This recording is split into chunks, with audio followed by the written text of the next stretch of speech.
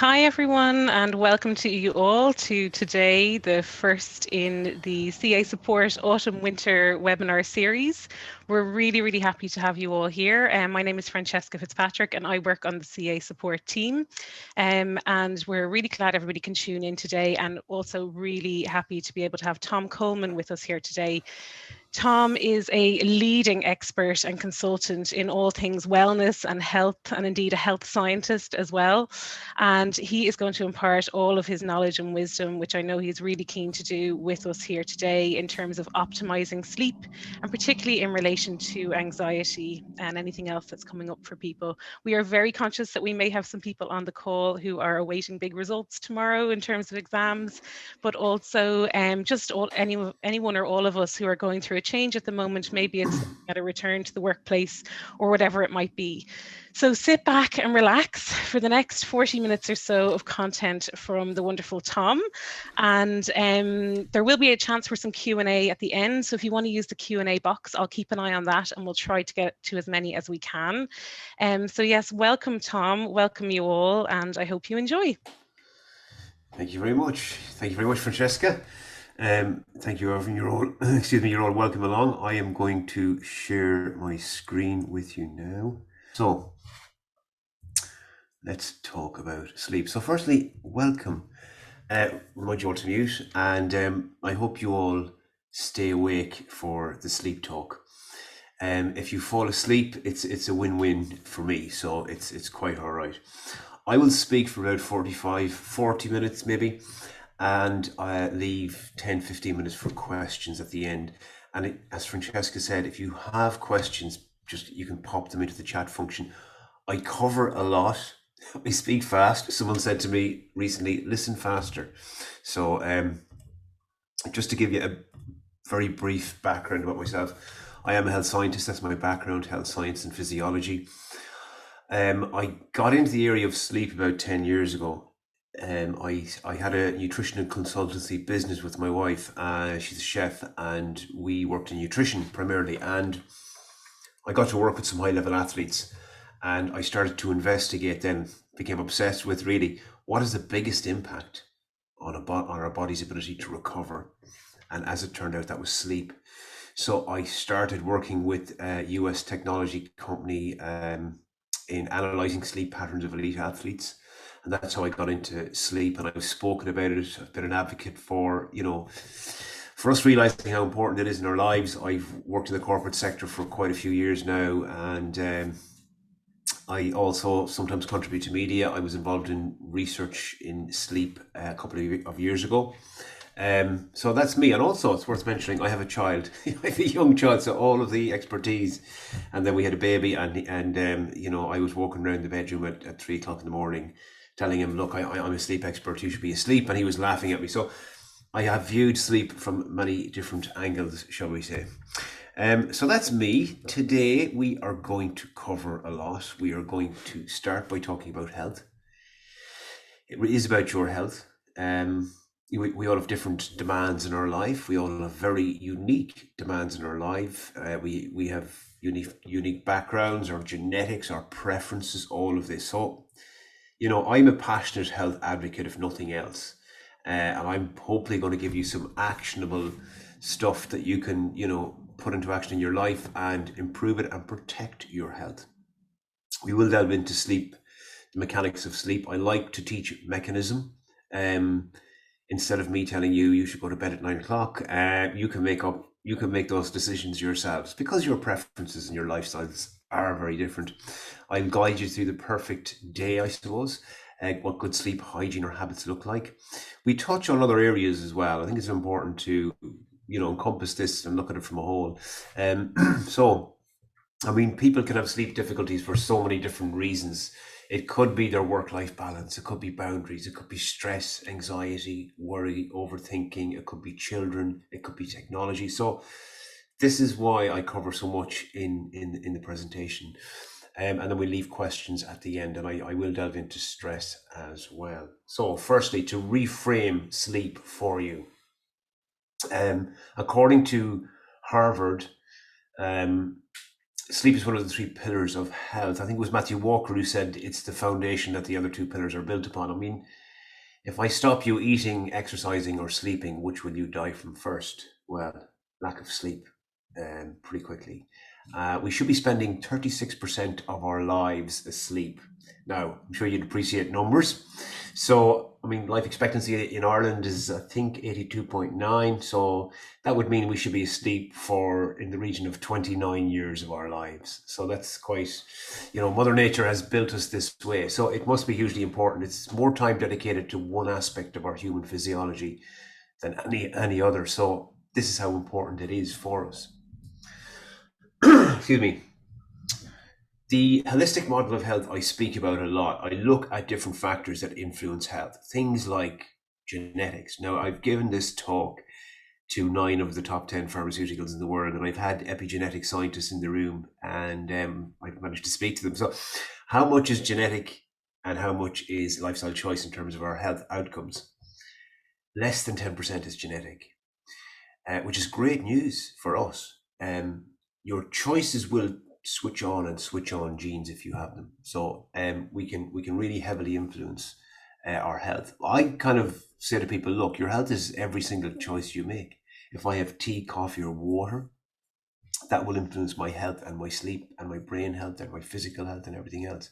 So every single choice, your body listens, your brain listens. We don't have to get them right, guys. All we need is a majority. Every decision is like a vote, and we make decisions that we're not even aware impact our health. I wonder, is there anyone here married or in a relationship?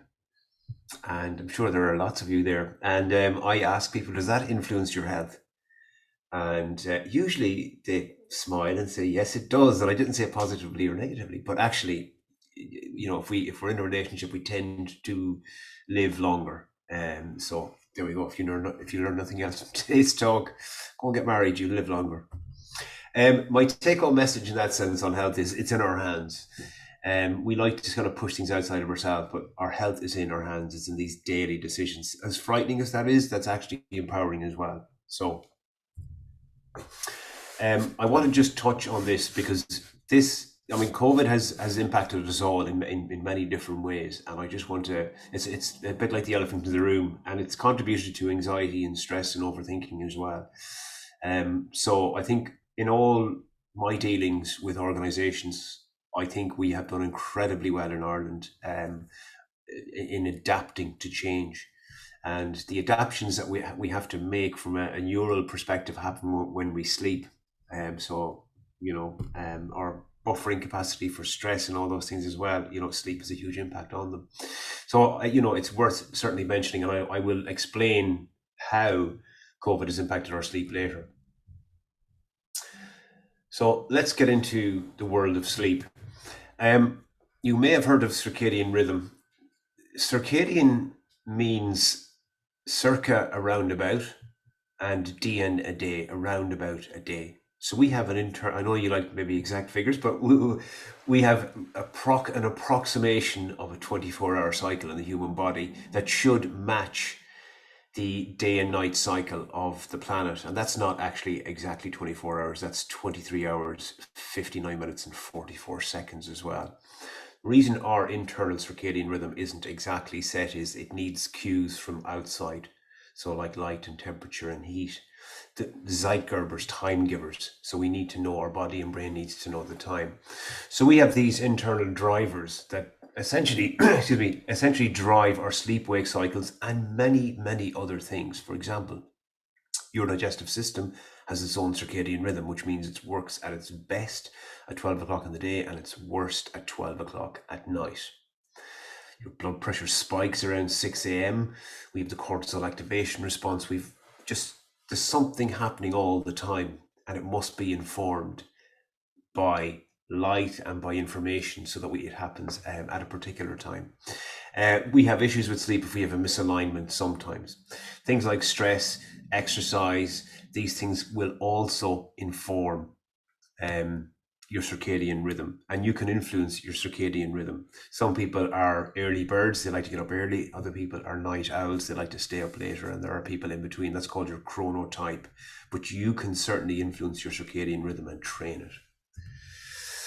In teaching you something about how sleep actually works, this is the mechanism of how it works. We are diurnal creatures, meaning we should be active when it's bright out, and we should be sleeping when it's dark, more or less. That's kind of it.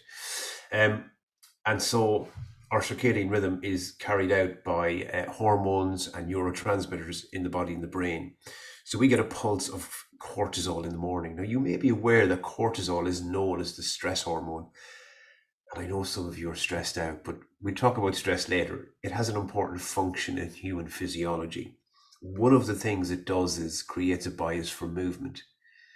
So about an hour after waking, you get a secretion of cortisol at its highest, and that's telling you get up, get moving, and get active.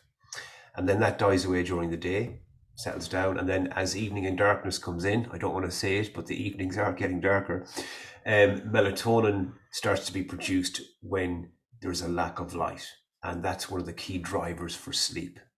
So we can see the drivers to get you up and the drivers to put you to sleep.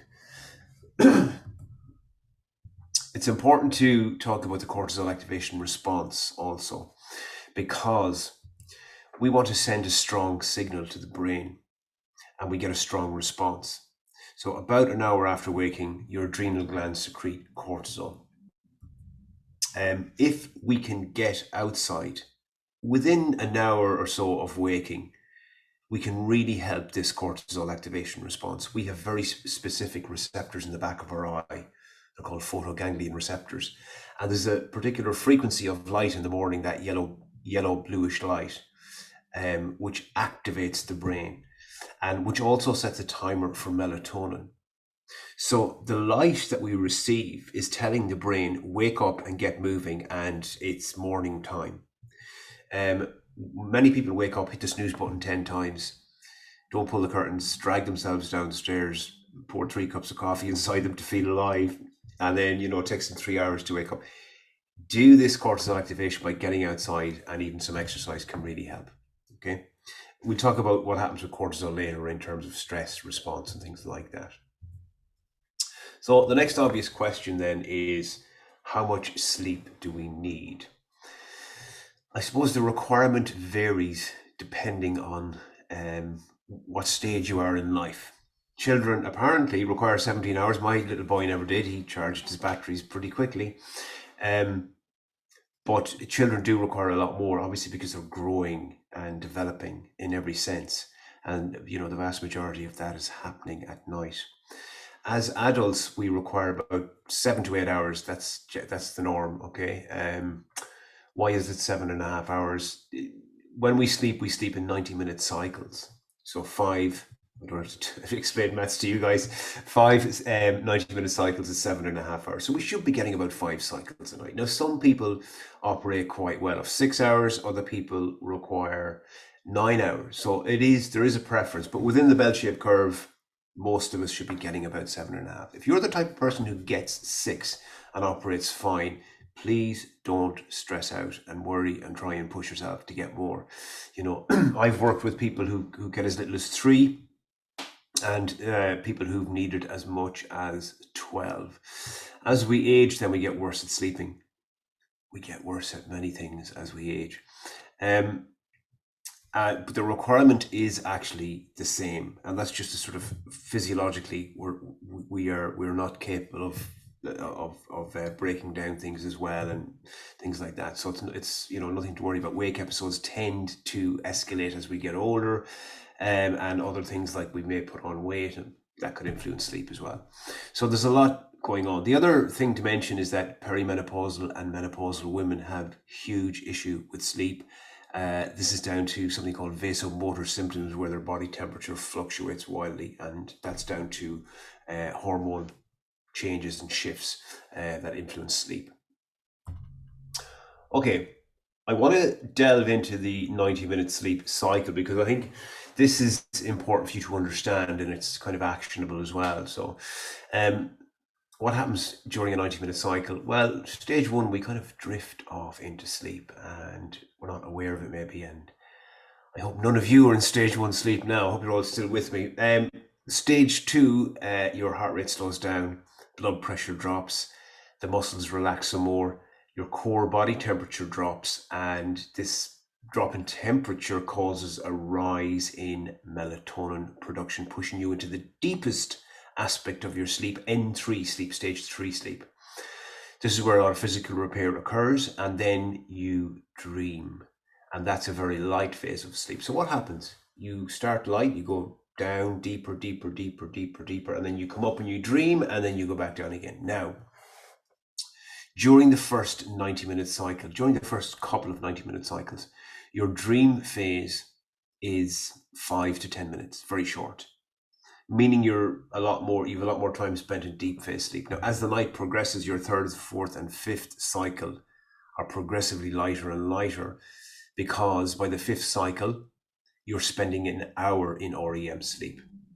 Now, people tend to crave the deep sleep because they feel that's the most restorative. That's when all the physical restoration occurs, but the light phase sleep is where the psychological restoration occurs. And for you people and for all of us, that's hugely important. So light sleep and deep sleep are equally important. And we talk about cognitive function and memory and all that kind of good stuff. That's happening during REM phase sleep. So really important. Now, the 90-minute cycle, you should plan. If you're the type of person who wakes up at 6 a.m. and you need 7.5 hours, you should be asleep at 10:30.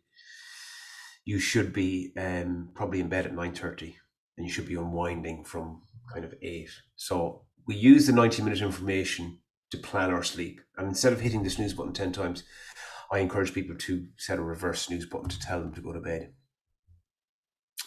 Okay, so during the night, we have light phases and deep phases, and I'm quite sure that some of you wake up in the middle of the night. Maybe it's a regular occurrence. It's fine. It's normal. We don't call it sleep. We call it sleep-wake cycles, okay? The reason you're waking up is, number one, your sleep cycles are getting lighter, like we've discussed. Number two, the pressure in the brain, the sleep pressure, because as the day goes on, the longer you're awake, sleep pressure builds. It's a real thing. It's called adenosine plaque. And then the third thing is hormones start to be produced in the third, fourth, and fifth cycle. Okay, so there's 3 or 4 things happening there, which is naturally causing you to wake up. No issue. Most people wake up, don't even remember, and fall back asleep again. If you're awake for an hour, we have a problem. So how can we get back to sleep? We will discuss this. Why do we need sleep? Scientists used to think it was just a dormant state. Some areas of your brain are more active when you're asleep than when you're awake. You might say that about some people as well. From a physical standpoint, your brain secretes growth hormone when you're asleep. So most of the tissue and muscle repair, the damage that you've done throughout the day, that's healed at night as you sleep. Your hormones are regulated. I mean, you can talk about testosterone for men, estrogen. Well, men and women both have both of those, right? Cortisol, ghrelin, leptin, all of these are regulated at night. So I'll give you an example. If you're sleep deprived, ghrelin is the hunger hormone, it tells you to eat. Ghrelin levels are elevated if you're sleep deprived, meaning you get cravings the next day. And let's face it, people, you're not getting cravings for salads, are you? Tend to crave the carbohydrates because you eat the carbohydrates and you get a big blast of serotonin and you feel great. Your immune function is appropriate to talk about. When you fall asleep, your immune system wakes up. You produce immune cells like natural killer cells, mast cells, macrophages. You produce these cells while sleeping. So if you miss out on sleep, you'll eventually get sick. So there's a lot going on. Physically, psychologically, your brain cleans itself at night. It's called lymphatic drainage. Okay, so the brain flushes itself out. Memory is consolidated. Neuroplasticity occurs. Talk about neuroplasticity later. Learning that happens at night when you're sleeping. Okay, you dream, and part of that is to disassociate the stressful emotion from events that happen during the day. That's filed away and stored. You're just a happier, better all around person if you've got your sleep, and I think we're all like that. So we can see a lot going on now. If there's issue with sleep, why is that? These are the physical components that we have to get right. to facilitate sleep. I want you to know that everything you do from the moment you wake up to the moment you go to bed will influence your sleep, will inform in some way your sleep quality. So, your good sleep practice starts from the minute you wake up. The other area which I'll cover next that can influence sleep onset or maintenance is stress, anxiety, and overthinking, psychological. The third area is medical, so sleep apnea, restless leg syndrome. There's a host of different things that can influence your sleep. And then finally, circadian misalignment, say for a shift worker, for example. But let's delve into some of these now. So, light is the master switch. Sun rises, light enters the eye, hits the photoreceptors in the back of the retina, and activates the suprachiasmatic nucleus in the brain to say it's morning, get up, let's get some cortisol moving. You should be informing your brain throughout the day with light. The blue, the white light that we hear all the bad stuff about is actually required. We need it around lunchtime. So what I encourage you to do is get outside 3 or 4 times a day, just to tell your brain what time it is. It anchors your pattern. It sets a timer for melatonin, and it influences your mood. Because if you get lots of light, you get lots of serotonin, and serotonin is a precursor to melatonin. So we need the serotonin. You may know this already because if you've ever been outside all day at the beach playing golf or anything else, and that night you sleep like a baby. And what did our mothers tell us that was? That fresh air, get out into that fresh air. It's all that light. So get outside, engage, watch the coffee. Caffeine has a half-life of anywhere between 5 and 8 hours, meaning 50% of it is eliminated from the system. Some people are immune to caffeine, more or less about 10% of the population. Other people are very sensitive. So general advice is not more than 2 to 3 cups, depending on the strength, not after 2 p.m. But again, it's a personal choice. It will influence sleep quality as well as onset. Food, certain foods will help sleep. Carbohydrate-based foods help induce sleep. Certain foods contain tryptophan. Certain foods contain melatonin, which will contribute to sleep also. The general rule is like exercise, leave 2 to 3 hours, this is what the experts tell us, between your last meal and sleep time. Not bedtime, sleep time. Habits, we're great with children, aren't we? They have some food, downtime, play, relax, a bath, a shower, pajamas, brush the teeth, bedtime story, and sleep. Wind them down. And I say to people, do you have that for yourself? And they look at me like I have 2 heads. We kind of tend to go, Christ, look at the time. I have to go to bed and jump into bed and go, Christ, did I take out the bins? What day is today? I have to email her, oh God, I have a very busy day tomorrow. And we're completely wound up cognitively. What do we do then? We reach for the technology. Yeah, reach for the phone and start scrolling. And that will have an influence over your chemistry as well. So start looking at cat videos for 2 hours on Facebook and can't sleep then. Heat, if it's too hot, you won't sleep. You need to keep a cool temperature. Temperature is the effector when it comes to sleep. It causes the change in physiology. Your bedroom environment should be like mine, clean, organized, cool, dark, conducive to sleep. Okay, so those are all the physical components. This slide is, I suppose, just to be mindful for people who drive or operate machinery or anything like that. I know you don't operate machinery maybe on your downtime, but while driving, very important because you're mentally fatigued if you have accumulated sleep debt. I love all the financial terms that are being thrown about here. So yeah, one night is fine, but when you accumulate sleep debt, then that's the issue that can impact things like reaction time. So please be mindful of that. So the good sleep hygiene practices, your bed and bedroom should be a haven for sleep. It should be really conducive to sleep. Don't go to bed dehydrated or over hungry. Caffeine, watch how much you're taking on board throughout the day. Awareness of breathing or visualization. So what's this about? Does anyone here, you can put your hands up or throw it in the chat function. Does anyone here wake up in the middle of the night on a regular basis? Does that happen to you? Now, I'm sure it happens with stress. If you find yourself waking up at a particular time, I mean, when I ask this question, people usually say, yes, I do wake up. And I say, well, what time do you wake up? And they say, well, I wake up at 3 o'clock or half 3 or 4 o'clock regularly. And I say, well, how do you know the time? Because what do? The hand goes out of the bed, you reach for the phone, you press the button, you get blinded by the light, and of course, you do the calculation, 2, 3, oh, Jesus, I have to get up in 3 hours. I have to fall back. You get stressed out. I'm awake again. Now, if you get stressed out at that point, you've activated the stress response. Blood pressure goes up, heart rate goes up, your brain is looking for danger. Okay. I asked this question to a group one time. I said, how do you know the time? And this woman said, I elbow the husband and say, what time is it? So please don't elbow anyone. Please don't check the time. Instead, you must learn a breathing exercise or a cognitive exercise. And we are going to do a couple of those very shortly. Okay.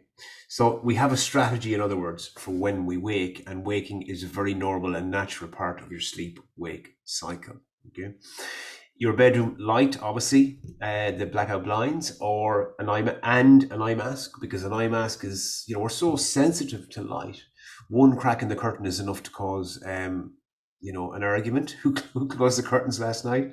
It's enough to wake you up 2 hours early as well. So very sensitive to light. The room, the body temperature, the ritual, the routine, hugely important. Anxiety, we are going to deal with right now. So we've all been there in our heads at 2 o'clock in the morning. But before I delve into anxiety and stress, I just want to give you some pathways for insomnia. The first thing to say is there is a distinctive difference. We need correct diagnosis. I'm not, I'm not a doctor. I'm not a medical profession. We need a proper diagnosis by a medical profession. So if you think you have insomnia, make sure it's not sleep deprivation, which is the type of person who drinks 12 cups of coffee, is highly stressed and turns their laptop off in bed and then wonders why they can't sleep.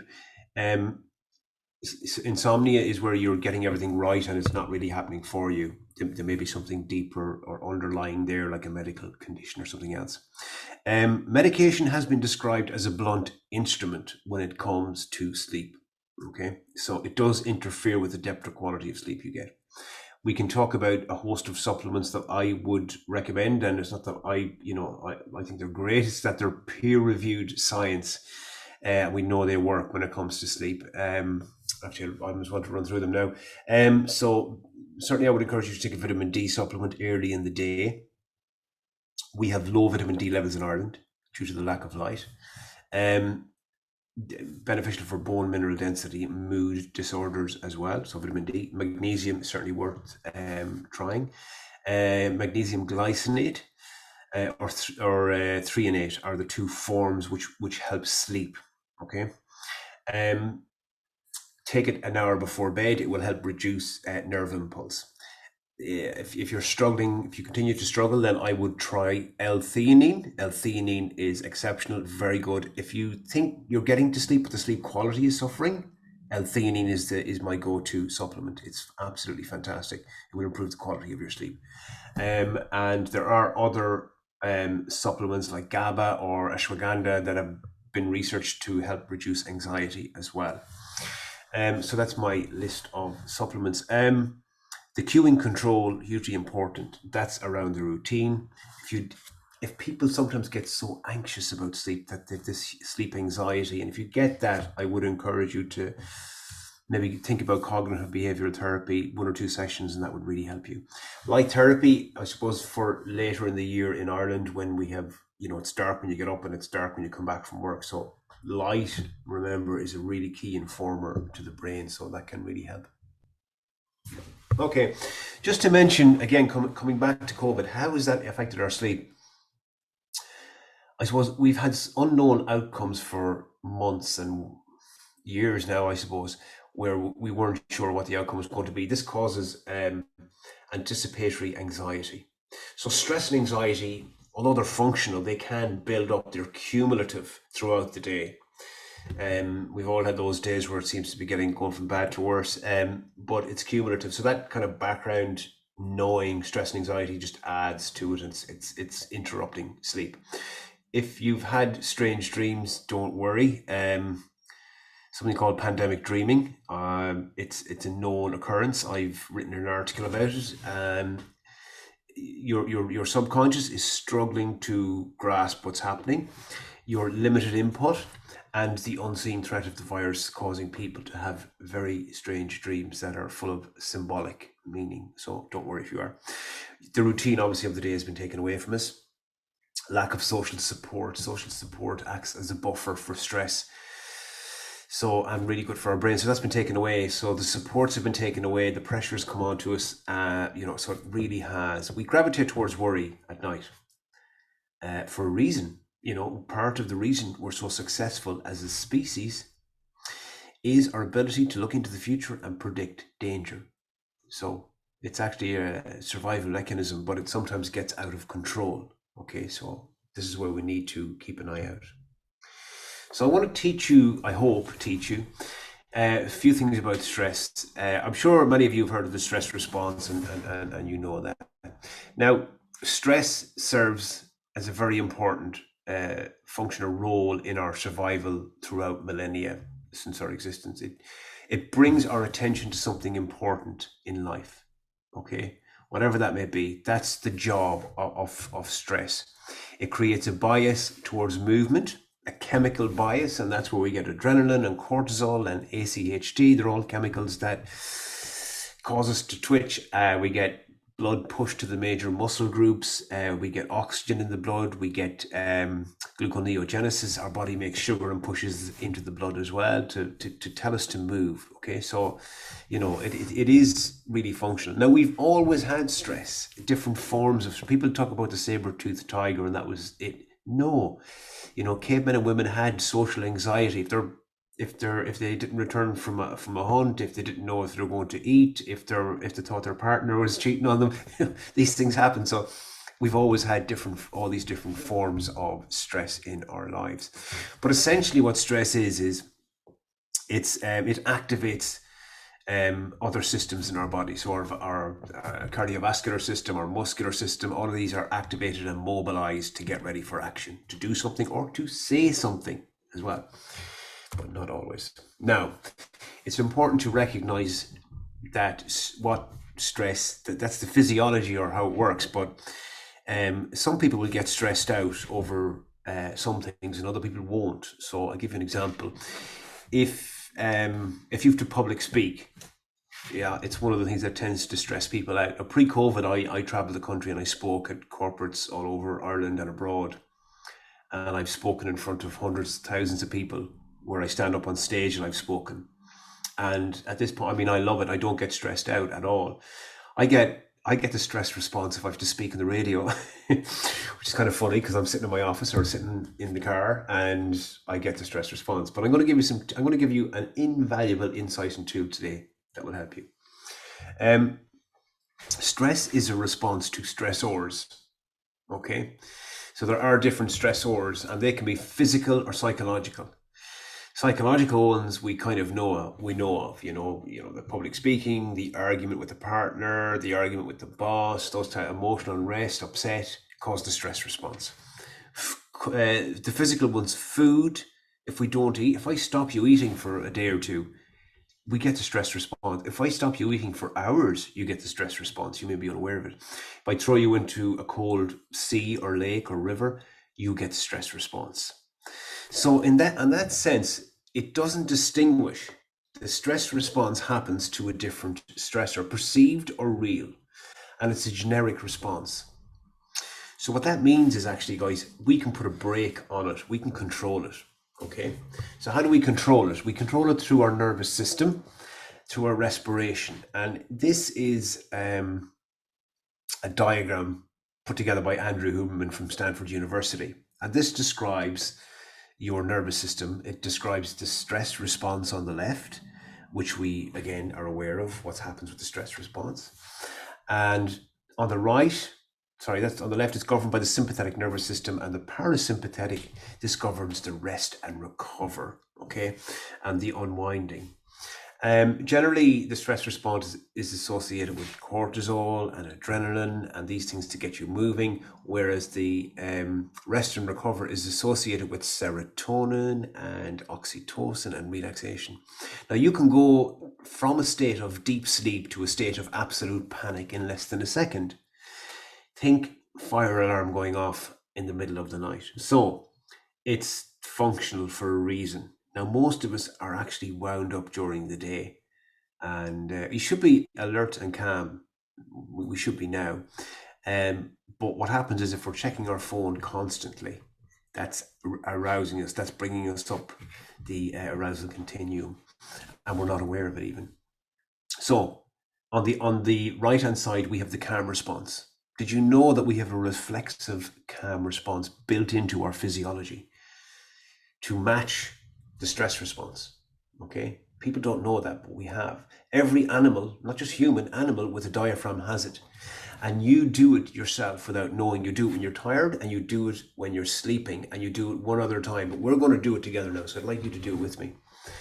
And what this calm response is, a double inhale through the nose and a long, slow exhale. So it looks like this.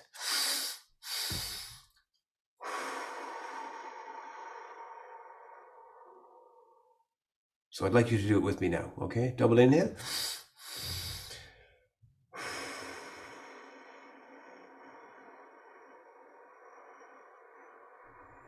Long, slow exhale, as long as you can. Now, this is not based on psychology, because anyone who's any life experience knows that calm down doesn't work. I mean, I'm sure you've all tried that one, right? With your partner, say calm down, or you've said it to yourself, calm down, calm down, calm. It doesn't work. Because this is based on your body and your physiology. So let me explain what happens. With any long, slow exhale, your diaphragm gets pushed up and this compresses space in the thoracic cavity. That compresses blood flow in the heart, which signals to the SA nodes to tell the brain to reduce the blood pressure, to reduce the heart rate, and to relax. This is the fastest scientific method to slow down. So tomorrow, before you get your results, I'd like you to do 5 or 10 of those breaths, and it works. It works every time. And I give you the other time you do it is you or your child cries. What do you do when you're bawling, crying?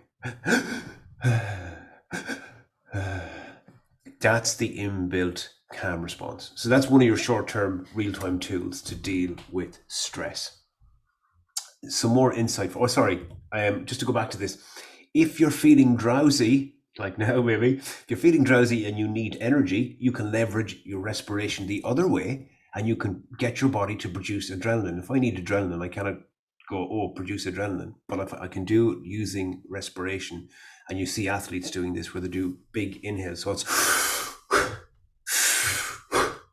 if I keep doing that for a few cycles, I will produce adrenaline, okay, and stimulate. So there we go. Okay, the other thing I want to stress reduction, some strategies for you, medium-term strategy for you. There's a researcher from Stanford called Francine Shapiro, and she discovered in the year 2000 that if we walk, run, or cycle, if we have optic flow moving forward, our stress response and stress, fear, and anxiety reduce. How did she discover this? She had something traumatic happen to her in her life, and she went for a walk and she felt better. And what she found or discovered was that as we walk forward, as we move, think about an animal, or as we used to be, we were checking for danger, looking left, right, scanning our environment for tigers. Now it's cars or whatever it may be, people or trip hazards. And if we didn't see any of those things, the feedback loop to the brain was, it's safe to move forward. So think about that. It's safe to move forward in life. If a dog steps out, a huge pit bull growling, you stop pretty quick, right? So if we're getting that feedback, what that does is it reduces activity in the threat detection center of the brain. So it reduces fear and anxiety. So another great benefit to exercise, get out there and move forward. So with stress, with sleep, we have different strategies that can help us. We have visualizations like a body scan. So US military developed a great body scan technique, which I have on my Instagram page, I believe. So it's about 5 minutes, it will help you. Meditation, breath work, 21 breaths on your back, on your left, and your right. All of these are different types of strategies that we can implement if we wake up or if we need to relax. Okay. But don't grab the phone. So this is your perfect day. I'm going to guide you through now. I have a few minutes left. So get up in the morning, get outside, get that light to inform you, get moving, get exercise. That will really help. Watch the stimulants and the sedatives, the caffeine and the alcohol. Leave 2 to 3 hours between your last meal and your sleep time. A notepad and pen by the bed. Get it out of the head, get it onto paper. Okay, really helpful, and get to bed at the same time. Your bedroom environment should be cool, dark, and conducive to sleep. Get off the phones. It's hijacking the dopamine reward response. It's very addictive. It's very stimulating. So be careful how you use your phone, and learn a breathing technique. Okay. I don't think I've time for this actually today, the 5 minute body scan, but if you wanted, we'll pass it on to you. We'll leave it up. I can send on the link for the YouTube video, or you can get a link to my one that I've personally done myself, which is based on the one the US military developed, and they reported a 98% success rate after 6 weeks. So your sleep training camp, you can train yourself to sleep, shut down the electronics, control the environment, the sensory input, the psychological input, and the routine is crucial. So I've about 2 or 3 slides left now to just deal with the food. Is quite simple. This principle, we use good quality food, which means real food, unprocessed foods, fruits, nuts, vegetables, leafy greens, real food. And don't worry about the sugar and fruit, people. Our hospitals aren't full because people are eating too many tangerines. So don't worry about the sugar and fruit. Quantity always comes into it with nutrition. So we need to be careful about energy balance and when we're eating. So 2 to 3 hours.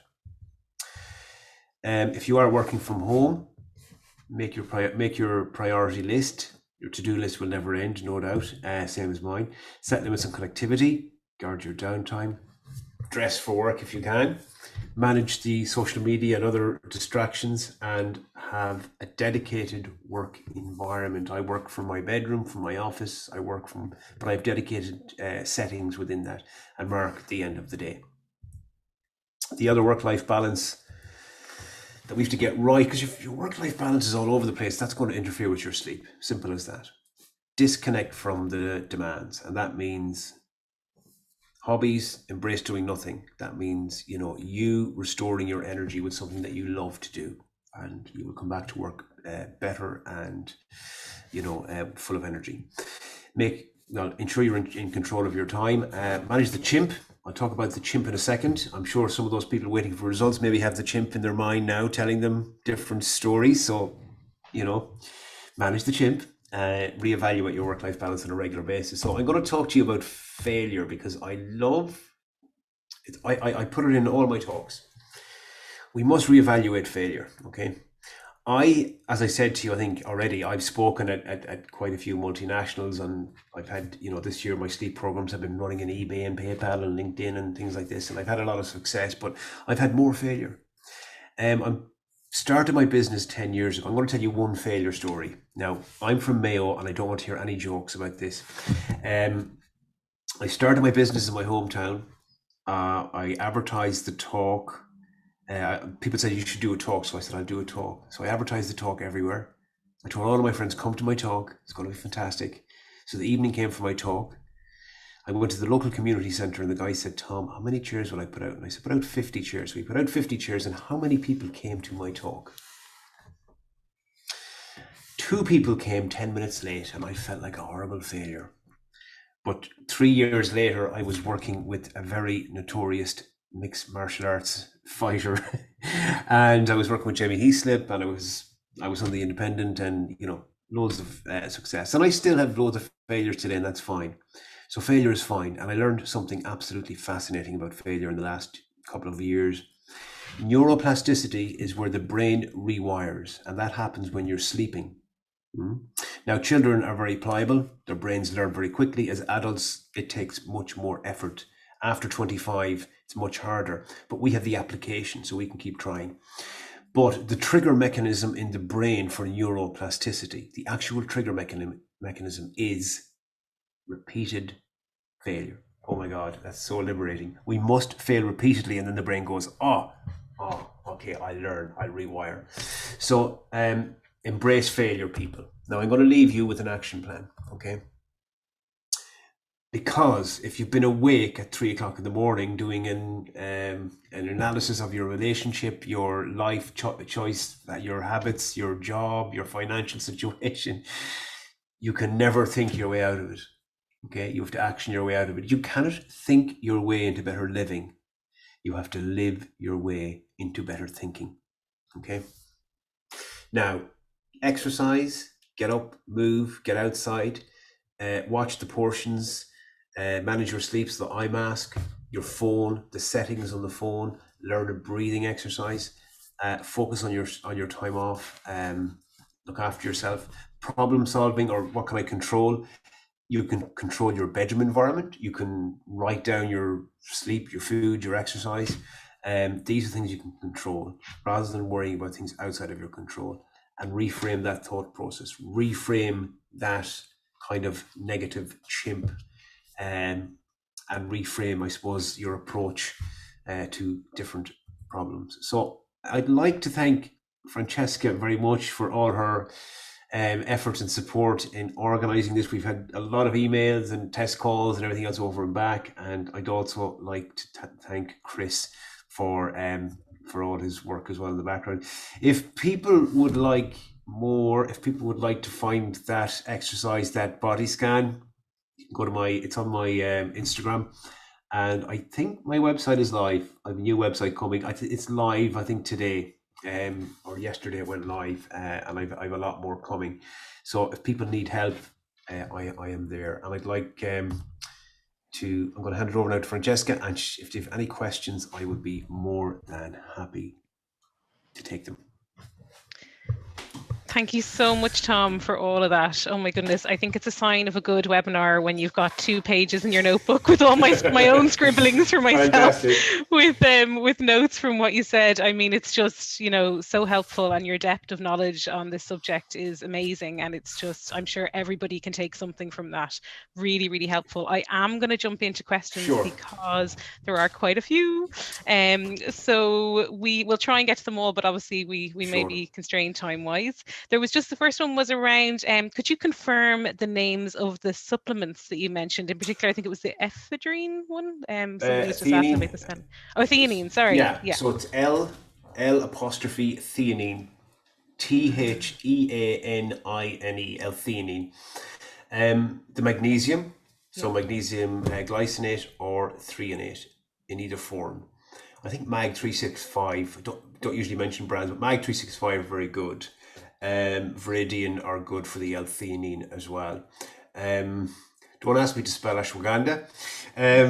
People ask me about that. That's for anxiety, but it hasn't got anything too strong in it. But people ask me about it for sleep, but it's actually been shown to reduce anxiety, which is very good. CBD oil, sometimes people ask me about that as well, but it's nothing on sleep in terms of the research, but good maybe for anxiety as well. So, but don't go mad. I mean, just start with 1 or 2, like. Perfect. That's great. And then somebody was asking, just actually in relation to children, any advice on helping an anxious child to go to sleep peacefully? Yeah, it's look, I think children, they can, it's really important that the environment is right, the approach is right, the wind down is there, the emotional support and security are there. Your child, I suppose you're trying to build that confidence in your child that they can get to sleep. So think about everything that I've said in relation to technology and how that pushes you up and that arouses you, and that because we get little pulses of cortisol, which is the stress hormone, every time we get a notification on our phone. We get the notifications, and for a child, social media, I would just look at, is everything right here? In terms of the social media, to make the bedroom environment as peaceful and clutter-free and unwinding as possible. Speak to your child. Those, in terms of the supplements, I'm sure the magnesium you could, I think 70% of Irish people aren't getting enough of it. People ask me about melatonin. Okay, so melatonin you can get prescribed from your doctor. You can't get it over the counter here in Ireland. The one thing to note about melatonin for children is it interferes with puberty. It stops, but delays, it doesn't stop, it delays puberty, melatonin. So just be mindful of those things with your child. Mm-hmm. And any thoughts on white noise, indeed, for children or adults in terms of sleeping? It doesn't interfere. I encourage people to say, what's the best? The best is the one that works for you. And all the experts will tell you this. There's no best. The best is for me, it's a podcast. Okay, so I turn on a podcast and I never get through more than, 10, 15 minutes, I'm gone. And I'm always looking for new ones, even though I've only listened to the first 10 minutes. So it could be music, it could be relaxing sounds, it could be white noise, it could be weighted blanket. Again, good research behind the weighted blanket.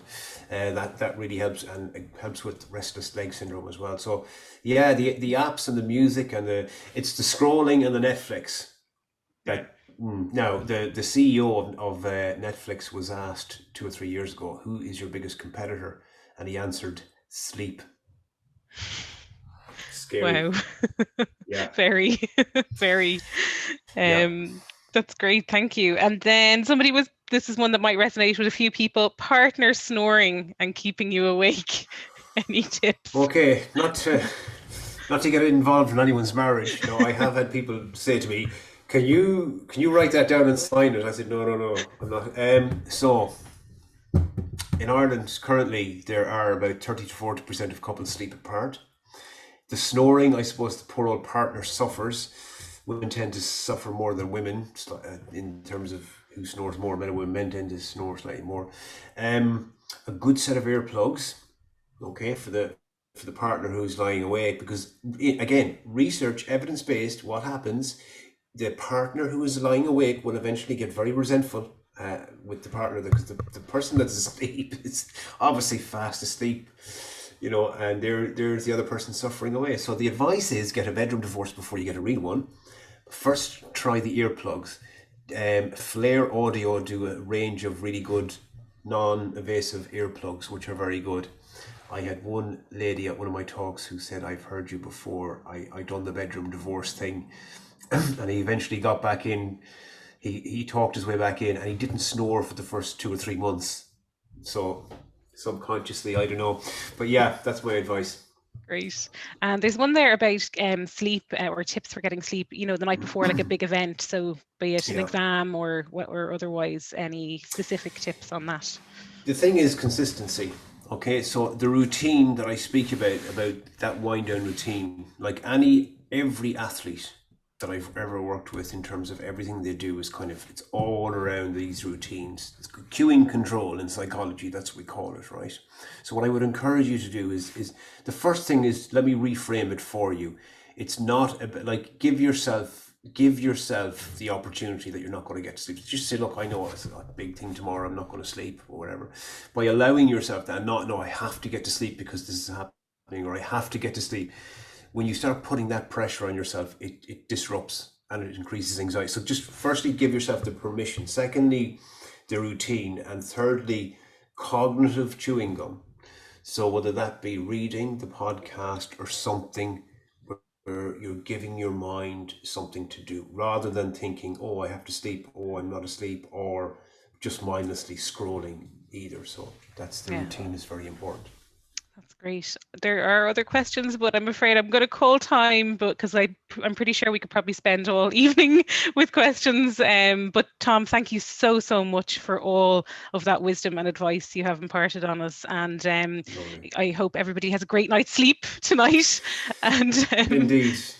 And again, could you just say your website again there, Tom, just in case? Sure, it's tomcoleman.ie, www.tomcoleman.ie. My Instagram is the same, tomcoleman.ie. If I didn't answer your question, hop onto my Instagram or send me a message. I'll send you a voice note back. So again, thank you. Again, the best of luck to all of those people waiting for results. if whatever happens, you're going to be a success. So thank you again, Francesca, and everyone at Chartered Accountants Ireland. Thank you. Thanks so much, Tom. And just to anybody who wants to reach out to the services and CA support as well, if anything today has resonated with you and you feel like you just would like to reach out for a bit more support, we're obviously here, and you can contact us at casupport@charteredaccountants.ie or find out more details on the website as well. So thanks so much again, everyone, for being here.